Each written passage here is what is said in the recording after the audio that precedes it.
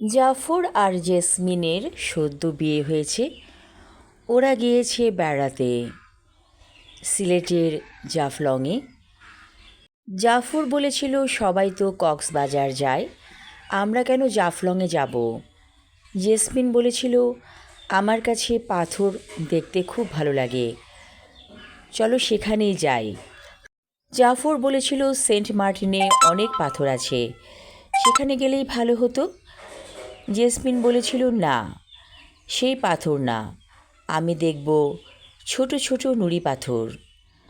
তারপর সদ্য বিয়ে করা বউকে নিয়ে জাফর চলে এসেছে জাফলং বেড়াতে। আসলেই খুব সুন্দর জায়গাটা, চারপাশে অনেক সুন্দর প্রাকৃতিক দৃশ্য, এত সুন্দর নুড়ি পাথরের সমারোহ চারপাশে, দেখে জাফরেরও ভালো লেগে গেল। ছোট একটা পাথর হাতে নিয়ে জেসমিন বলল, পাথরের আরেকটা নাম আছে, জানো সেটা? তখন জাফর বলল, কি নাম? বলল জেসমিন, নুড়ি পাথরের আরেকটা নাম হচ্ছে উপল। আমাদের যদি সন্তান হয় মেয়ে, তাহলে তার নাম রাখব উপল। জাফর হাসছে, বলল, ঠিক আছে, তোমার যা হয় ইচ্ছে, এতে আমার কোনো আপত্তি নেই। জাফলংয়ে 2 দিন থেকে ওরা চলে এলো ঢাকায়। আবার সেই কর্মব্যস্ত জীবন, কারণ দুজনেই জব করে। অফিস থেকে নেওয়া ছুটি জাফরের শেষ হয়ে গেছে, আর জেসমিন একটা স্কুলে জব করে, বাচ্চাদের স্কুল। কিছুদিন বাকি আছে ছুটি শেষ হবার। সকালবেলা নাকে মুখে কিছু গুজে জাফর চলে গেল অফিসে। জেসমিন বসে আছে বারান্দায়। ওর শ্বশুরবাড়িটা ঢাকা থেকে একটু দূরে, গাছগাছালিতে ভরা চারপাশ, এবং অনেকটা জায়গা নিয়ে বাড়িটা। বারান্দায় বসে জেসমিন তাকিয়ে আছে প্রকৃতির দিকে, কারণ সে অনেক পছন্দ করে গাছপালা। সুন্দর একটা আম গাছে একটা কাক বসে আছে। কুচকুচে কাকটাকে দেখে জেসমিনের মনে হলো কাক পাখিটা আসলেই খুব সুন্দর, এবং কালো রঙের একটা অন্যরকম চাকচিক্য আছে। কাকটা এক দৃষ্টি তাকিয়ে আছে জেসমিনের দিকে, মনে হচ্ছে যেন সে জেসমিনকে কিছু বলতে চাইছে। জেসমিন বলল কাকটার দিকে তাকিয়ে, তুই কি আমাকে কিছু বলবি? কাক তো আর কথা বলতে পারে না, সে তার নিজস্ব ভাষায় কা কা শব্দ করল। কিন্তু জেসমিনের একটা সন্দেহ রয়ে গেল মনে, এই কাকটা অবশ্যই ওকে কিছু বলতে চাইছে। কি সেটা? বারান্দার সাথে একটা দরজা আছে, সেই দরজা দিয়ে বের হয়ে উঠোনে যাওয়া যায়। জেসমিন তাই করল। আম গাছের কাছে হেঁটে হেঁটে চলে এলো। দেখলো আম গাছের নিচে একটা মরা কাক পড়ে আছে। তাহলে কাকটা কি ওকে কথাই বলতে চাইছিল? আর কাক মরে গেলে তো অনেক কাক একসাথে আসে, তাহলে অনেক কাক আসছে না কেন? সেটাও তো একটা রহস্য। জেসমিন মাটির কাছে উপুর হয়ে বসে কাকটাকে ধরল। দেখল যে কাকটার এখনও নিঃশ্বাস আছে, এবং ওর পা দুটো সুতো দিয়ে বাঁধা। জেসমিন কোনো রকমে প্যাচ খুলে খুলে সুতোটাকে খুলে দিল। তারপর কাকটাকে নিয়ে এলো বারান্দায়। ছোট একটা বাটিতে কিছু পানি আর খাবার দিল কাকটাকে। ধীরে ধীরে কাকটা পানি খাচ্ছে। ও মনে করেছিল কাকটা মারা গেছে, অথচ কাকটা দিব্যি বেঁচে আছে, কিন্তু সে অনেক দুর্বল। হঠাৎ করে জেসমিনের কাকটার বুকের কাছে চোখ গেল, দেখল সেখানে একটা ক্ষতচিহ্ন।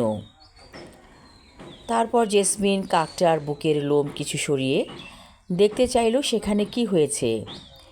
দেখল কিছু আলপিন গাঁথা আছে কাকের বুকে। তাড়াতাড়ি সেই আলপিনগুলোকে জেসমিন খুলে দিল। তখন কাকটা কৃতজ্ঞ চিত্তে ওর দিকে তাকিয়ে থাকলো। আর আম গাছে বসা কাকটা ইতিমধ্যে চলে এসেছে বারান্দায় গ্রিলের কাছে, এবং গ্রিলে বসে বসে সে সব দেখছে। খাবার এবং পানি খাওয়ার পরে কাকটা ধীরে ধীরে গ্রিলের ফাঁক গলিয়ে বের হয়ে গেল এবং কিছুক্ষণ সে উড়ে আম গাছে বসলো। তারপর দূরে কোথায় যেন হারিয়ে গেল। দুটো কাকই চোখের আড়াল হয়ে গেল। জেসমিন এ ধরনের কথা শুনেছে। পাখি দিয়ে কালো জাদু করে মানুষ।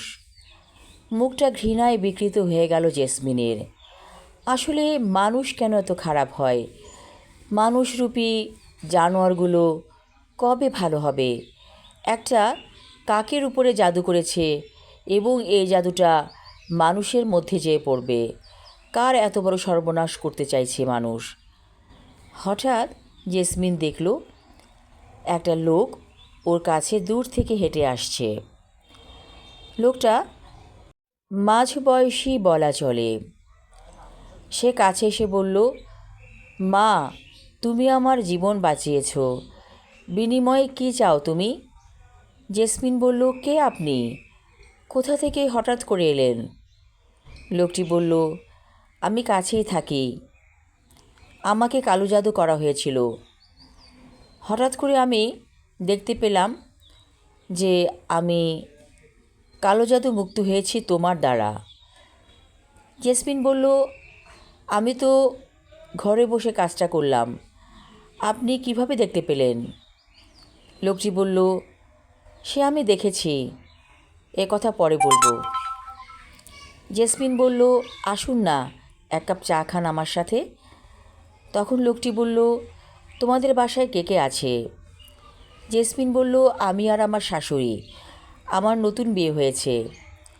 লোকটি বলল, ঠিক আছে, আমি আসছি, তবে মা আমাকে দুধের চা খাওয়াতে হবে, লাল চা কিন্তু খাবো না। জেসমিন হেসে বলল, অবশ্যই খাওয়াবো, আপনি আসুন। লোকটি বলল, ঠিক আছে, আমি আসছি। লোকটি আসার পরে জেসমিন ভালো করে চা বানালো এবং শাশুড়িকে ডেকে বলল, একজন লোক এসেছে, আপনি ওনার সাথে গল্প করুন। তখন ওই শাশুড়ি ওই লোকটির সাথে গল্প করতে লাগলো। জেসমিন ভালো করে চা বানিয়ে দিল তার শাশুড়িকে এবং অতিথিকে, নিজেও এক কাপ নিল।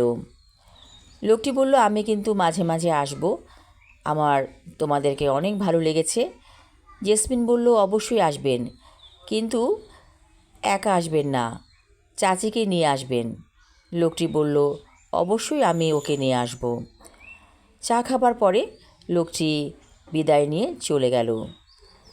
জেসমিনের খুব ভালো লাগছে। সাধারণত মানুষের উপকার করে সে মনে একটা খুব শান্তি পায় এবং আজও তাই হলো। মনের গভীরে একটা অজানা আনন্দ যেন উকি দিচ্ছে আজ।